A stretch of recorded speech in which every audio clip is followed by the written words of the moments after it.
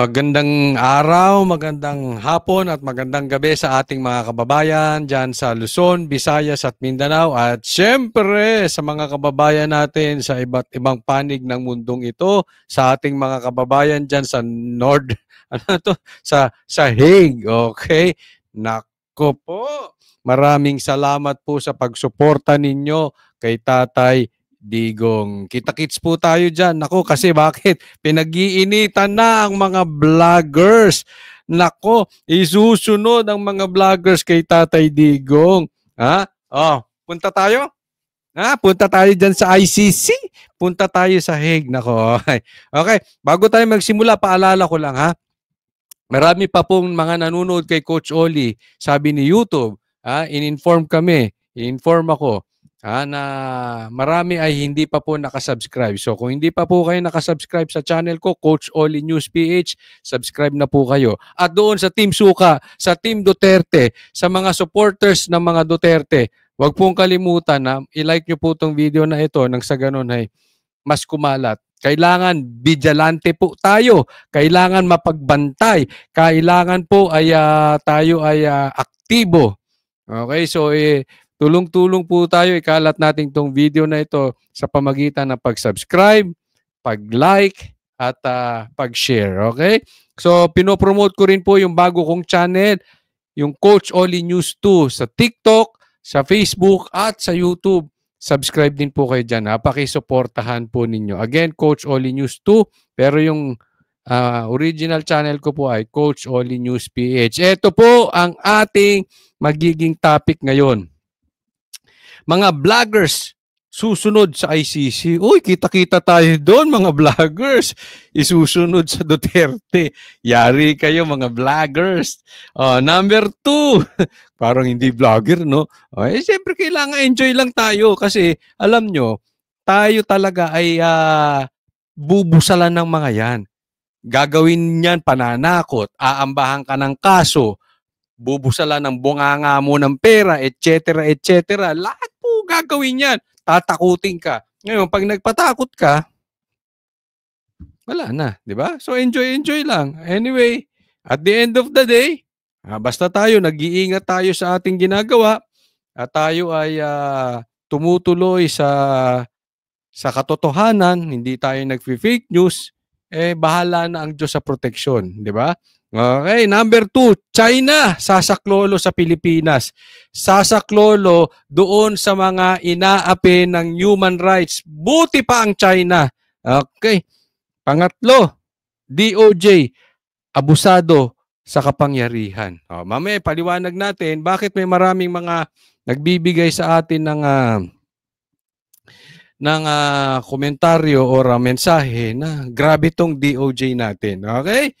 So, hindi ko na po pagtatagalin. Simulan na po natin agad-agad dahil kay Coach Oli, bida ang balita. Simulan na natin dito. Ang pagpunta ng mga vloggers sa ICC. Eto, pakinggan natin. Inatasan na ng NBA Director na si Jaime Santiago ang Cybercrime Division na magsagawa ng case build-up laban kay Maharlika. Nako! Iba pang vlogger na umunoy nagpapakalat ng fake news. Si Marco Gonzales magbabalita. Yari tayo mga vloggers! Pinakikilos na ang NBI Cybercrime Division para sa mga maaaring isang pangkaso sa mga vlogger na umano'y nagpapakalat ng fake news. Naku Marcos, ikaw nga ang fake news dyan eh! Hoy! Claire, pakitanong nga kay Marcos ulit. Meron bang pumasok na baril sa KOJC o wala? Ni isa, sabi niya, ni isa wala. Pakitanong ulit kay Marcos. Kasi ngayon, hihigpitan talaga nila.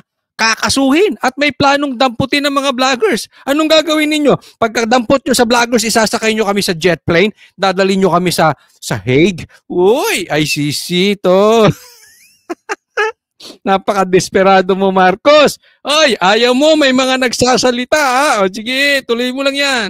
Laban kay Bongbong Marcos Jr. at sa iba pang biktima raw ng misinformation sa social media. Ayon kay NBI Director Jaime Santiago, ipinag-utos na niya sa dibisyon ang pagsasagawa ng case build-up laban sa mga ito. Partikular niyang binanggit si Maharlika. Nako. Ang pagsasampa ng kaso sa mga vlogger, maaari daw mangyari sa susunod na mga linggo. Sa kaso ni Maharlika, posible raw itong masampulan kahit nasa Amerika ito. Pinupukpok ko na Oh. ang aking Technical Intelligence Division, ang aking Cybercrime Division na umaksyon na.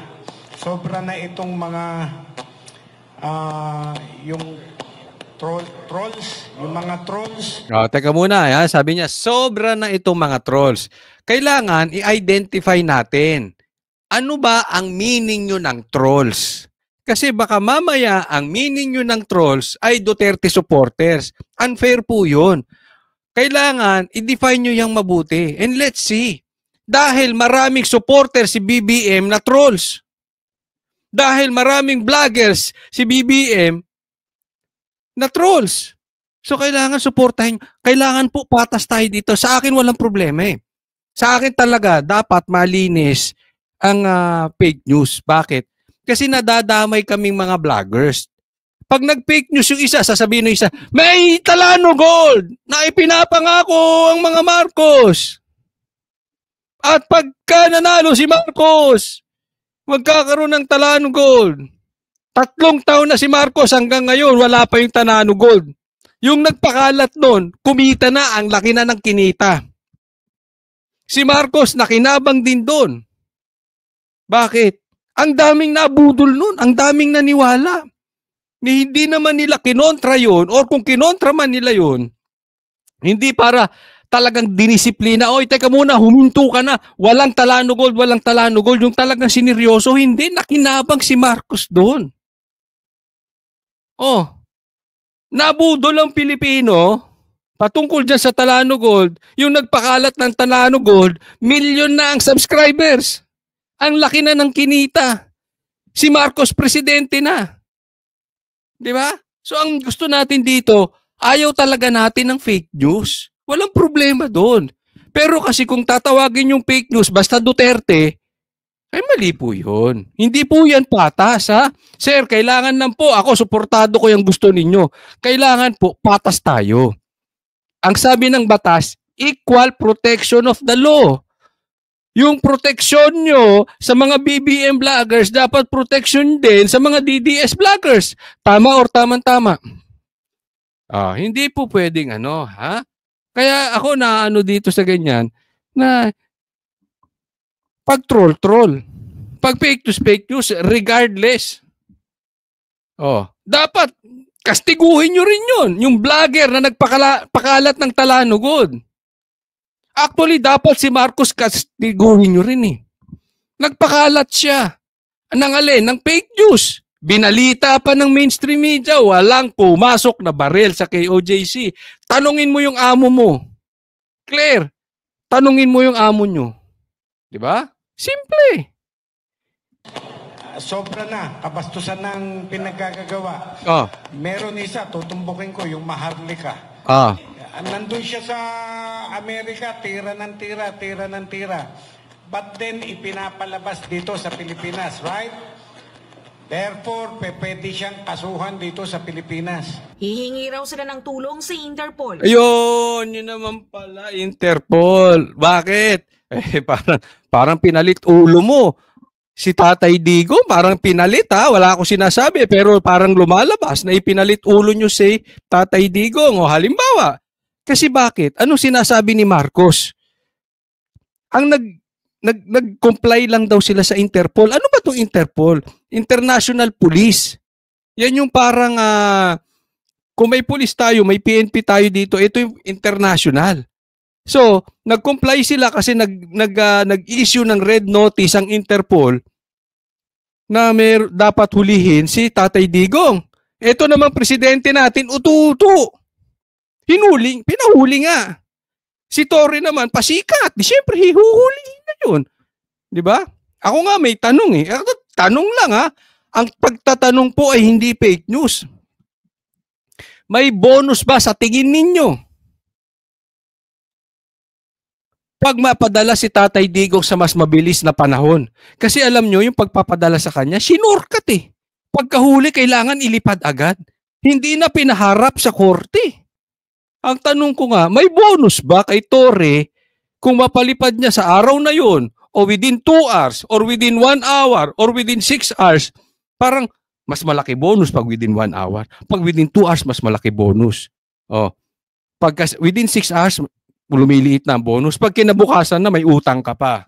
Mapapagalitan ka. Di ba? Nagtatanong lang. Kasi yung gawain niyang yun, para siyang natatae. Sorry po sa mga kumakain. Parang natatae si Torre. Hindi na nirespeto yung batas. So, kailangan pinaharap mo sa husgado yung si Tatay Digong bago mo binitbit doon. Hindi, hinuli mo, pinasakay mo sa eroplano. Kidnapping ang datingan. Di ba? Oh. Tanong ko lang sa inyo, kayo na sumagot sa mga manunood. Sa tingin ninyo, may bonus ba? Ito kasi yung Interpol, di ba? So sabi ni Marco, sinunod niya. Now, which is mali. Kasi hindi niya dapat sasabihin sinusunod niya. Hindi. May karapatan si Marcos na hindian niya. Siya ang presidente, nasa batas po yun. Ang Interpol, magsasabi lang may red notice dyan. Tingnan nyo si Tebes. Naglabas ng Interpol. Oh, kung nasaan si Tebes? Binalik ba sa Pilipinas si Tebes? Hello? Asan si Tebes ngayon? Nasa Timor pa rin, di ba? Binalik ba siya? Buti pa ang Timor, may yagballs. Dahil naniniwala sila, this is political in nature. Political asylum ang nangyari. Anong nangyari sa Timor? Tunay na lalaki. May paninindigan. Alam nila, haras lang si Tebes. Mamaya, ipapakita ko sa inyo, meron silang dyan, ha? Nag-search sa bahay nila. Walang nakatingin. Pinaalis yung nasa loob pagkatapos meron ng mga armas nakita. Ano sabi ni Tebes? Before that happened, months before, sinasabi niya na gagawin sa kanya yan. Bakit ko kinikwento ngayon yan? Meron po yan. Gagawin po ngayon sa Davao. Mamaya, explain natin. So, Interpol. Ang gagawin dito kay Maharlika, i-request nila ng Interpol, papa-request kasi nga may utang na loob, di umano. Hindi ko alam kung Interpol ay may utang na loob kay Marcos o si Marcos ay may utang na loob sa Interpol. Kasi si Marcos in denial eh. No?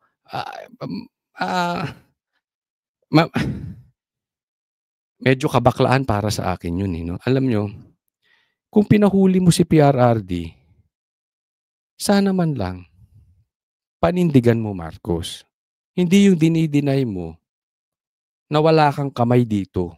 Hugas kamay ka. Ngayon, kung wala ka talagang kinalaman doon, dapat man lang nanindigan ka dyan sa Interpol na yan. Dapat nanindigan ka dyan sa ICC na yan. Hindi nyo siya pwedeng dalhin dyan dahil gumagana ang batas at nangako ako sa taong bayan na hindi ko papapasukin ang ICC. Dalawa lang yun, Marcos. Aminin mo, magpakalalaki ka na pinahuli mo si PRRD. At kung hindi naman, dapat pinanindigan mo. Balik tayo sa Interpol. Ano sabi sa Interpol? I-request sa Interpol, ipahuli si Maharlika. Pero, kailangan yan, meron pa ring approval doon sa head of the state. Tingin nyo ba mahinang lilalang si Trump? Hello? Tingin nyo ba weak si Trump? Ibibigay sa Interpol si Maharlika? Ha? Tingin nyo ba, ang citizen niya, American citizen niya, ang citizen niya, tatraidorin niya, Dadalhin niya sa ibang bansa sa request ng Interpol? Tingin nyo ganun ka-inutil si Trump? Hindi. I don't think so. Ibibigay ni Trump si Maharlika sa Interpol. Hindi katulad sa ating bansa. Dating Pangulo na nilbihan sa Pilipinas, ibinigay sa ICC. Dating Pangulo na pinakamamahal, pinakamataas ang trust rating nung bumaba siya bilang Pangulo, ipinalibing yung tatay ng dating presidente. Itinawid tayo sa malaking problema ng COVID. Ipinagkalunong natin. Itrinaydor natin. Hindi natin pinanindigan, nagpakabakla tayo. Ibinigay natin sa dayuhan. Not Trump. Sakaling umusad ang kaso laban sa naturang vlogger. Hihingi kami ng tulong sa Interpol, arestuhin nyo nga yung mga lokong yan dyan, dalhin nyo dito sa... Sir, do you honestly believe papayag si Trump? Tanong lang yan. Huwag kang mapipikon, sir. Walang pikunan dito. Did you convince Timor-Leste? Ibalik si Tebes dito? Sa totoo lang tayo, sir. Walang pikunan. Pilipinas. Asahan din ayon sa NBI Director na may maaaresto mga vlogger dito sa Pilipinas sa darating na mga araw. Matagal na raw silang minomonitor ng NBI, maging ang mga trolls sa social media. Yung mga nandito sa Pilipinas, arestuhin namin. Yun. Hindi, no? Arestuhan na ngayon. Ano yan? Torres style? Kahit walang warrant, o kahit mali yung warrant, o defective yung warrant, ang sasabihin, basta huhulihin ka namin sa ayaw o sa gusto mo, magdemanda ka na lang. Magreklamo ka na lang. Huhulihin ka namin. Walang judge dito sa harap mo. Tama man yan or mali, huhulihin ka namin. Dadaling ka namin sa Hague. Doon na kayo magreklamo. Ganun style? Sir, walang problema eh. Demanda kayo. Sana lang, bilang nandiyadyaan po kayo. Hindi ko kayo pinagbibintangan, okay, sir? Pero ang pagrespeto sa batas ay hindi lang doon sa mabababang tao. Pati doon sa mga matataas na tao, we are required to respect due process. Hindi pwedeng aresto ng aresto na walang galing sa korte. Yung pagkaka-aresto kay Tatay Digong, ito labas na sa ito, sir. Walang warrant galing sa korte natin. Galing sa korte ng ICC na hindi na tayo member. So doon palang illegal na tayo. Yung sinasabi nila na, hindi! Kasi 2019 member pa tayo at nagawa ni Tatay Digong yung mga mali niya before 2019. Let's assume totoo yan. Pero ngayon, hindi na tayo under ng ICC. Bakit tayo sumusunod kung saan hindi na tayo member ng ICC? Bakit natin susundin ng Interpol na may red notice na pwede namang tanggihan ng presidente? Bakit? Gustong pahinahin ng Duterte. Fake news yan? Hindi, sir. That is my opinion. Ang opinion po ay karapatan ng bawat isang magsalita. Hindi po bawal na ang taong bayan ay nagsasalita. Yan po ay nakapaloob sa ating batas. Hindi ako may sabi niyan. Bill of Rights. Hindi pa ako pinapanganak, may Bill of Rights na. So wag niyo isisi sa amin. Alin? Freedom of speech. Freedom of expression. Freedom of the press. May karapatan kami, sir. Hindi pwedeng dadamputin ng dadamputin. Ako'y nagpapaliwanag lang, sir, walang pikunan. Ha? Wala nang problema kung sa fake news. I am with you. Sabihin nyo sa akin kung may fake news. Ako mismo, samahan ko pa kayo magdemanda. Di ba? Walang problema dun eh. Dapat lang talaga. Buwisit yung mga nagpapakalat ng fake news eh. Nadadama yung mga totoo. Pero huwag nyo idama yung opinion namin dahil kami ay galit sa gobyerno. Dahil sa tingin namin may kapalpakan yung gobyerno. One thing, fake news ba? Na may blank item, sinasabi namin, is that fake news? Totoo naman, miski. Sila inamin nila may blank items yung buy scam. Sinabi namin na bakit takot si Bongbong magpa-drug test. Totoo naman, takot siya magpa-drug test eh. Ba't ayaw niya magpa-drug test? Ang tagal siyang hinahamon ni Tatay Digong ng drug test. Is that fake news? Oh. Wala pong fake news doon. Hindi porket sinisita yung pagkakamali ng gobyerno na ito, ile-level nyo po, bibigyan nyo ng salitang fake news. Hindi po ganun. Wala pong ganunan.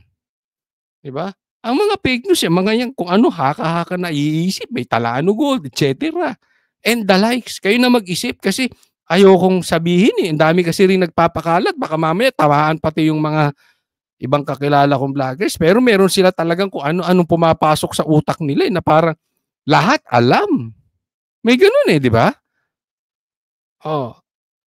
Sa kanila po yun. Pero wag puro Duterte. Sir, kasi mababahidan kayo ng double standard na kung puro dadamputin, in the first place, hindi dapat dinadamput. May korte po tayo. Oh. Tapos kung puro dadamputin nyo, puro mga Duterte, ano yan? Diba? Hindi kayo para lutasin ang problema sa cybercrime. Kayo ay para busalan ang mga Duterte. Hindi ko po kayo pinipake nyo. Sinasabi ko, kung ganun ang gagawin nyo, pakiintindi po ng mabuti ha. Kung ganun ang gagawin ninyo. Kasi meron po akong, naririnig na po na kasi natin yan. Pagkatapos ni Tatay Digong, isusunod si Bato. Tanong ko, after nyan, ang naririnig natin, isusunod si BP Sara. Alam naman natin, binabanatan si BP Sara sa impeachment. Matagal ng itong gobyernong to, mainit sa vloggers, di ba? Oh, hindi pumalpak nga itong kamera, pinapatawag ang mga vloggers. Ano ginawa? Dinimanda pa si Barbers. So palpak. So humanap ng iba, si Claire. Para atakihin ng fake news. Hinire pa si Jay Ruiz. Tapos ngayon, ikaw naman, sir, magsasalita about sa fake news. Again, ulitin ko, walang masama. Basta patas. Demanda nyo rin yung iba. Damputin nyo rin yung iba. Kahit kaalyado. O kahit BBM supporters. Ang tanong ko nga, si BBM ba hindi nag-fake news? Diba? Patas lang tayo, sir. Patas. Yan ang hinihingi ng taong bayan, ng mga Pilipino. Patas na laban. Yung mga nasa abroad, we will file case, hindi na sila makakauwi dito. Hindi sila makakadalaw sa pamilya nila. Pagdating pa lang sa NAIA, aarestuhin na namin sila. Samantala, nag-iingat naman ngayon ang NBI sa anumang banta ng cyber attack sa kanilang sistema. Makikipagpulong daw ito sa mga kaukulang ehensya. Nag-a-upgrade kami ng capability namin with respect to cybercrimes. Remember, mga kasama, ang crime ngayon ay cybercrime na. Yan ang uso na ngayon. Hindi lang sa Pilipinas, sa buong mundo. Yan na ang uso ngayon, cybercrime. Yan ang solusyonan nyo, yung mga scammer. Yan. Pero huwag kayo nakafocus doon sa mga political bloggers na isinisiwalat. Halimbawa, yung buy scam na yan, na blank items. Diba? Yun lang naman. Kaya kailangan kami, mag-update kami. Kaya one step ahead kami doon sa mga loko na nagpapakalat ng ganyan. Kasi itong sinasabi nila, no? Isa sa sinasabi nilang kanina pinakita sa balita na sinabi nitong itong speaker ng spokesperson ng PNP, yung may nunal dito.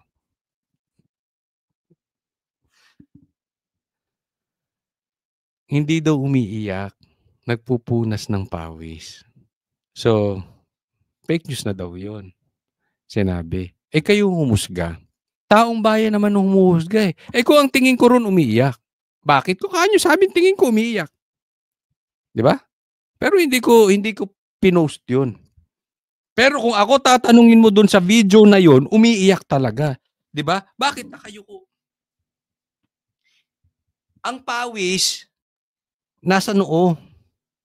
Ang punas diyan, wala sa mata. At saka pag nagpupunas ka ng pawis, hindi ka sumisingot.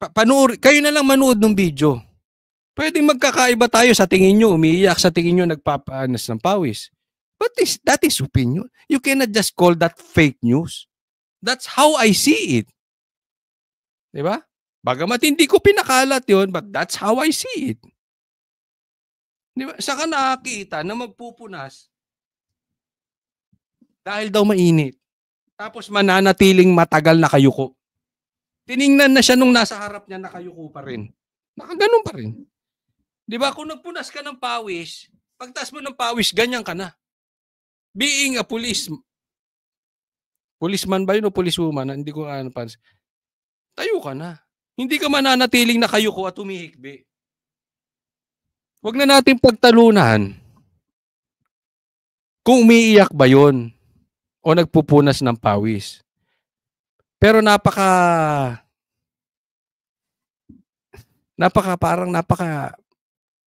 unlikely na mananatili ka nakayuko. At yun ang gagawiting fake news. Meron namang sinasabi patungkol kay Lisa. Hinahanap si Lisa, hindi siya matagpuan at sabi ay nasa custody ng US. Yun na sinasabi, fake news daw mga nagpapakalat. I don't know, hindi ko rin naman pinakalat yun. Hindi ko sinakyan yun. Kaya lang kasi, sana, alam nyo may ganun. Magagalit kayo sa nag-fake news. Diba? Sana bago kayo magalit doon, kung totoo man yun or hindi, I really don't care. Hindi ko nga binalita yun, ulitin ko. Pero sana, nagpe-press ko na si Lisa. Pinapakita nyo na si Lisa. Asan si Lisa? Ba't ayaw niyang lumabas ng live? Eto ko. Nasa custody ako? Wala ako sa custody ng Amerika. Wala akong kinalaman dun sa namatay. Ba't niyo binibintang sa akin?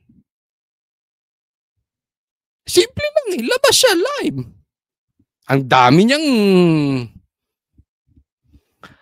mga mainstream media nakakampi. Hindi siya mag-live dun. Live kailangan. Di tapos. Nakita, hindi. Totoo nga. Wala siya sa custody ng wala. Sasabihin nyo lang, fake news dito, fake news dito. Remember this. Pag meron nagpakalat ng fake news at sasabihin nyo lang fake news, do you think people will believe you? Halimbawa, sinabing addict ka, tapos bigla ka na lang may ilalabas na resulta galing sa St. Luke's. Do you think people will believe you? Compared doon sa nagpunta ka sa PIDEA, nakaharap ang media, nagpa-drug test ka. Ano bang purpose ng drug test? Kasi wala naman sa batas yun eh. Para makuha mo yung confidence ng taong bayan, yung tiwala sa'yo na hindi ka addict. Same thing dito kay Lisa. Makuha niyan ang confidence ng taong bayan, yung kumpiyansa na hindi siya talaga nakahold doon. Di sana nag-live. Tapos na issue. Nagagalit kayo doon sa, karapatan nyo magalit doon sa nagpakalat noon. Labas ako doon. Ang sinasabi ko lang, napakadali naman. I-debunk yun. Ba't pinahahaba nyo pa? Sabi, fake news yung fake news. Sasabihin ng iba, siyempre hindi yung fake news. Can you blame the Filipino people if they don't believe you, considering, hindi ikaw considering na si Marcos ilang beses na nag-fake news. Sabi niya hindi pa papasukin ng EDCA, pinapasok ang EDCA. Sabi niya 20 pesos na bigas, hanggang ngayon wala yung 20 pesos na bigas. Sabi niya walang pumasok na baril sa KOJC pero napakadaming pumasok. Then you just magsasabi kayo, tapos you just expect Filipino people to believe you? Hindi po, hindi ganun. Tapos magagalit kayo, fake news. Pasimplihin. Gusto nyo maniwala ang taong bayan ay hindi bangag? Drug test. Tapos ang issue. Same thing here. Gusto nyo maniwala ang taong bayan na wala sa American custody? Mag-live. Tapos di ba? Ang simple ng buhay. Ba't pinahihirapan natin? Ngayon ko naman sa... Nako. Tapos... wala silang sinabi ko, hindi fake news. Alam mo ba, sa mga journalist, ito kinuwento sa akin to ni Jason sa ang pinakamadali daw na para i-deny mo na ikaw na hindi mo na kailangan mag-explain pero totoo yung balita, sabihin mo lang fake news. Sinabi sa akin ni Jason sa yan. Oh, sabihin mo fake news. O di wala na. Wala na i-question. Hindi ka kailangan mag-explain. Hindi mo kailangan patunayan. Basta fake news yung kahit totoo. Ganun daw ang style. Sabi ni Jason sa... Okay, next topic po tayo. Ito, matutuwa kayo sa balita na ito, mga kapwa ko supporters ng mga Duterte. Sa mga naniniwalang walang kasalanan si Duterte at hindi adik si Duterte. Babala ang Chinese Foreign Ministry sa mga hakbang ng International Criminal Court o ICC kasunod ng pag-aresto kay dating Pangulong Rodrigo Duterte. Ayon kay Mao Ning, tagapagsalita ng China Foreign Ministry, dapat gamiting maingat ng ICC ang kanilang otoridad ng alinsunod sa batas at iwasan ang politicization at dobleng pamantayan. Ayan, itong malupit dyan. Iwasan ng pamumulitika at double standard. Yan yung sinasabi yung dinidiscuss ko kanina. Kung galit kayo sa fake news, hindi ka dapat double standard. Equal protection of the law. Ibig sabihin, kung bawal sa mga DDS vloggers, bawal din sa mga BBM vloggers. And at the same time, bawal din kay Claire mag-fake news, bawal din kay BBM mag-fake news. Hindi double standard. Yung bawal kay Marcos, bawal din sa maliit na tao. Hindi yung pwede kay Marcos, bawal sa maliit na tao. Ganun po yun. Yung sinasabi, hindi tayo pwedeng double standard. At bawal ang politika. Buti pa ang China. I-observe. And I'm sure, nagbabantay ang Amerika. Ha? Galit din ang si Trump dyan sa ICC. Ako sa tingin ko papasok din ng Russia or kung sino man yung mga hindi members ng ICC. Dito sila ngayon mabibilib kay Tatay Digong. Pag nanindigan ito si Tatay Digong at nalusutan niya ito, maraming matutuwang bansa sa kanya. Tayo po ay gagalangin ng kung nababastos tayo dahil sa pagkalat ng droga ngayon. Maihahaon natin ulit ang Pilipinas dahil magkukuha ni Tatay Digong ang respeto ng mga ibang bansa. Bawal na bawal po ang politika. Ha? Bawal na bawal ang politika dyan sa ICC. Para maging credible ang korte. Halimbawa, Supreme Court, hindi ka pwedeng bias dyan. Hindi ka pwedeng double standard dyan.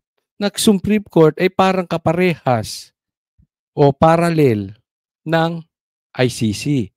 International Criminal Court, ang Supreme Court, Philippine Court naman. Ito naman patungkol sa krimen international. So hindi ka pwedeng may kinakampihang presidente dyan or mga politiko. Hindi ka pwedeng kumakampi sa NPA dyan, sa komunista. Dapat, kung batas, batas. Pero, nagbabantay ang mga ibang bansa. Sa tingin nila, pag nagkamali ang ICC dito, this could be the end of the credibility of ICC. This could be. Kaya nga hindi sila pwedeng magkamali dito sa pag-decide at hindi pwedeng magipit si Tatay Digong dito. Because they know mahal na mahal ng mga Pilipino si Tatay Digong. We know that we are watching. Ako, sa totoo lang, I want to go there. No? Ang problema lang dito, patatagalin. And alam natin, matanda na si Tatay Digong. And syempre, kahit matapang yun si Tatay Digong, may stress po yan. You know, bawat tao meron tayong kanya-kanyang regalo sa Diyos. And sa pagkakakilala ko kay Tatay Digong, he is a very sociable person. Ako pwede pa nga akong tumagal sa isolation eh. Diba? Of course, mamimiss ko ang anak ko. Kaya lang, pagpatungkol sa isolation, mas sa tingin ko mas kaya ko kaysa kay Tatay Digong. I'm younger and I'm not a sociable person. Hindi ako masyadong Diba? Si Tatay Digong is a sociable. He will be stressed doon. And 18 na siya in 2 weeks time. Tapos karamihan ng mga nadidesisyonan dito around 10 years. Can you imagine that? Pwedeng mapaaga, pwedeng mapalit. Baka hindi naabutin ni Tatay Digong kasi mai-stress din yan. Diba? Malayo ka sa family mo. Kahit ba sabihin maganda yung facilities, sabihin nila maganda yung masarap yung pagkain. If you are not with your family, especially si Tatay Digong, nakita naman natin kung gaano magmahal ng pamilya, kita naman natin kung gaano siyang people person, hindi pwedeng in isolation yung tao. That is a big stress. No, kaya nga ako natutuwa sa China, buti pa ang China. Naninindigan kay Tatay Digong. Buti pa ang China. Naninindigan sa karapatang pantao ng mga Pilipino. This government, sabi ko nga sa inyo, sana man lang si Marcos, kung pinahuli niya si Tatay Digong, sana man lang nanindigan ka, Marcos. Aminin mo na talagang gusto mong mahuli si Tatay Digong. Kung hindi naman, sana pinanindigan mo siya. Yung sinabi mong hindi mo papapasukin ng ICC. Kaya walang lusot dito si BBM eh. Ang tingin ng tao sa kanya ngayon, traidor. Why? Hindi mo pinandidigan si Tatay Digong. Tapos you don't have even the balls to admit that you allowed it. Na may kamay ka dyan. Tapos itong DOJ natin ngayon, itong spokesperson nila sinasabi kasi competent court dapat humarap si Tatay Digong bago siya ilipad sa ICC na dumaan siya sa competent court. Custodial court. Custodial Competent Judicial Court. Judicial. Ang DOJ po ay executive department. That is under the president. Iba po ang judicial. Ang judicial ay may karapatang mag-interpret ng batas. Ang executive po walang karapatan. Ang judicial may karapatan mamagsabi kung ang isang tao ay guilty or hindi guilty. Executive walang karapatan. And at the same time, kaya nga ginawang may separation of branches. The executive, which is headed by the president, the judiciary, yan ang Supreme Court, and the legislative, yung mga senators, congressman. Kaya pinag-iwa-hiwalay yan para hindi ma-influence. Anong nangyari sa bansa natin? Yung executive natin, hawak ang legislative dahil pinsan niya ay Speaker of the House. Ngayon, gusto mo, Marcos, pati judiciary hawak mo? Ano sinasabi ng DOJ? Competent Judicial Court na sila. Hello? Inaalis nyo na yung check and balance. Mali po yun. Maling-mali yun. Huwag natin lokohin ng taong bayan. Executive yan eh. Kaya nga nagkaroon ng division para hindi magkaroon ng connivance, hindi magkaroon ng kampihan, ng politikahan. Yan yung exactly sinasabi ng China. Ang ICC dapat mag-decide based on evidence, hindi based on politics. Natural, kakampihan ng DOJ ang executive. Sinong boss niyan? Hindi si Marcos. Naglulukohan ba tayo? Tanggalin na natin ang korte. Kung hawak mo na yung Speaker of the House, hawak mo pa ang judicial, ikaw pa ang executive, alisin mo na Supreme Court. Ano pa silbi ng Supreme Court? Kayo na lang pala magdi-decide. Ang bihira naman itong mga ito. Niloloko nyo talaga mga Pilipino eh. Hindi pwedeng mag-a-appear. At saka nag-appear ba sa DOJ si Tatay Digong? Dinala nyo sa Villamor Air Base eh. Pagkatapos yung hinuli sa airport, dinala nyo sa Villamor Air Base, dinerecho nyo na. Lolokohan tayo ha. Kaugnay sa pag-aresto nito sa dating Pangulo ng Pilipinas. Ipinahayag ito ni Ning matapos na hulihin ng pulisya si dating Pangulong Rodrigo Duterte sa bisa naman ng warrant of arrest mula sa ICC na nagdulot naman ng internasyonal na atensyon at alalahanin hinggil sa mga legal at pampolitik. Ito na, this is very important. Nag-attract ng international attention si Tatay Digong. Naiko-compare ko ito parang sa KOJC. Before, nung sinugod ng KOJC, buong Pilipinas nanunood.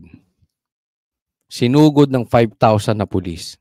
Ngayon naman, ang galing ni Tatay Digong, yung pagkakahuli niya, buong mundo nanunood, including the head of the state.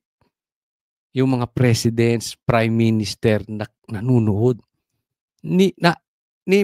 Nandun nga siya yung sa doon sa pinakamalaking at pinakabising crossroad sa Japan, sa Shibuya, andun ang picture niya. Binabalita siya roon. Ganun po ang impact nito. And mga kababayan ko, huwag tayo mamalan ng pag-asa dahil iaahon tayo ng mga Duterte. Magkakaroon tayo ng magandang imahe. Basta lang malagpasan natin itong kabulustugang pang-aapi na nangyayari ngayon sa bansa natin at itong sobrang pamumulitika.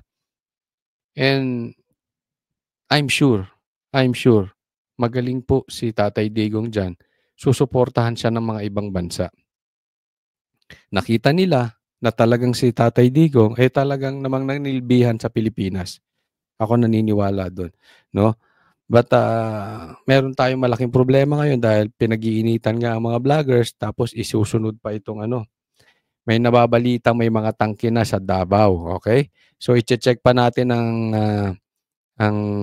katotohanan niyan, but andoon na po, marami na pong tao, including si Mayor Baste, nandoon na po sa bahay ni PRRD. At mga balita na ito raw ay susugurin at hahalughugin ang bahay ni Tatay Digong. That's how desperate they are. Hindi naman siguro magpe-fake news si Mayor Baste. Hindi naman siguro loko-loko yung mga tao doon na nandoon at nagpupuyat para bantayan yung bahay ni Tatay Digong.